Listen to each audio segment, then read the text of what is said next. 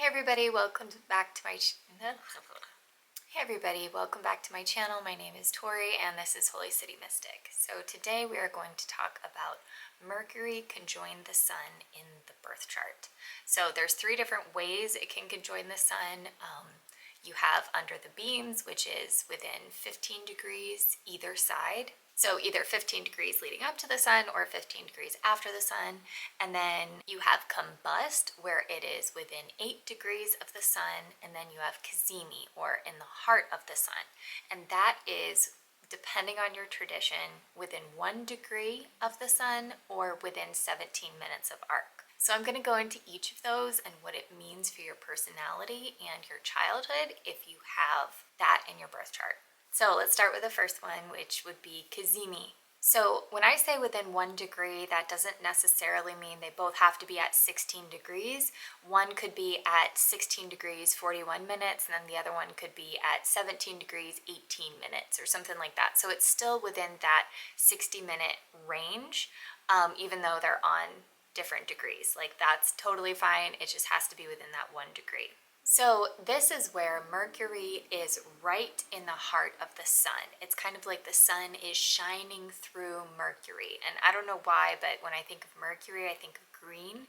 And so the Sun has almost a green lens over it, which is your Mercury. And so those two things are going to be very closely linked in your personality. So different things that this might mean for you is instant clarity with things. Also, answers come easily to you. So for most people, they're like, oh, I wonder why this happens. You will have almost intuitive hits consistently where you're just like, it's probably this. And, depending on how these are positioned in your chart, you might be able to really go with this as a part of your intuition, or it might be the type of thing where you're constantly not really trusting yourself on whether it is true or not, but it is. If you have that Mercury Cazimi in your birth chart, you have that instant knowledge of things. Also, human lie detector. It is very easy for you to distinguish non-truth from truth. You might also be an early talker. The information that comes into you is going to be a lot easier for you to comprehend and understand. So when something is combust, it's almost, well, first of all, if Mercury is combust in your birth chart, it's within 8 degrees before it or 8 degrees after. And basically what that is like is it's close enough to the Sun for the Sun to just totally overpower it and almost incinerate it. Like it makes the planet almost completely blind. So I am going to put up a graphic for these because I like, as cool as my demonstration with the flashlight and the lens over it was in my Q&A video. Follow the link below if you want to watch that. It just makes more sense to make a graphic. So as you can see, the Sun is completely overpowering Mercury. So things that might come up for this are a lot of confusion. You may have issues with comprehension where things are just really hard for you to process or understand. Because Mercury is not only the way you say things, it's also the way you filter information as it comes in. You might be a late talker. You might also have some kind of processing disorder, like personal example, I have Mercury combust in my birth chart and I have dyslexia. So information is really hard for me to process sometimes, especially when I was a kid. That was definitely when it was the strongest because I didn't have all the coping skills that I do have now. You might also have a lot of issues trying to find words. So it's like you have a concept of what you want to say, but you aren't really able to find the words that you want to be able to say it.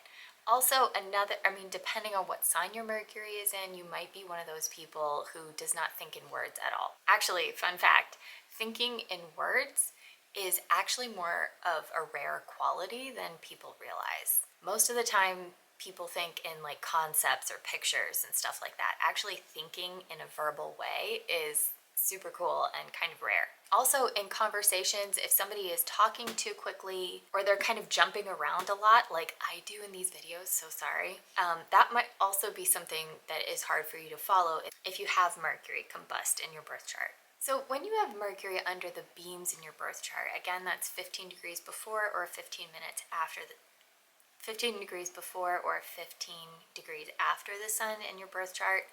The issue there is that Mercury is still overpowered by the sun. But it's not like combust, where the sun is actually incinerating it and making it like super weak. It's more of just the sun is outshining it. But it is still visible. You still can see it. So this might be something where you just have kind of a mildly hard time saying the right thing, where you know what you want to say, you know the concept and everything, but like when it really comes out, it's not exactly like you want it. It's not exactly what it needs to be. Also, a slower reader could be quieter, but Mercury is still there. Mercury is still visible. So once Mercury comes out from under the beams, so if you have a birth chart that is more than 15 degrees separating Mercury and the sun, that Mercury is going to be at a good strength. So you're going to have all these mercurial qualities that are totally fine and not weakened at all by the sun. Definitely not enhanced by the sun like a Cazimi, but if it gets to those like a little bit farther away qualities of Mercury, like at 6 degrees combust, or 12 degrees under the beams or something like that, once you get out from the light of the sun, I almost said the shadow of the sun, but that doesn't make sense. Once you get out from beneath the light of the sun, that Mercury is going to act like a normal Mercury. So I hope this helps you guys. If you guys have any personal stories or anecdotal evidence about, what is going on with this in your birth chart or in your kid's birth chart or somebody you know or something like that, please leave a comment below. I think these comments are really helpful to everybody watching, and I will catch you guys next time. See ya.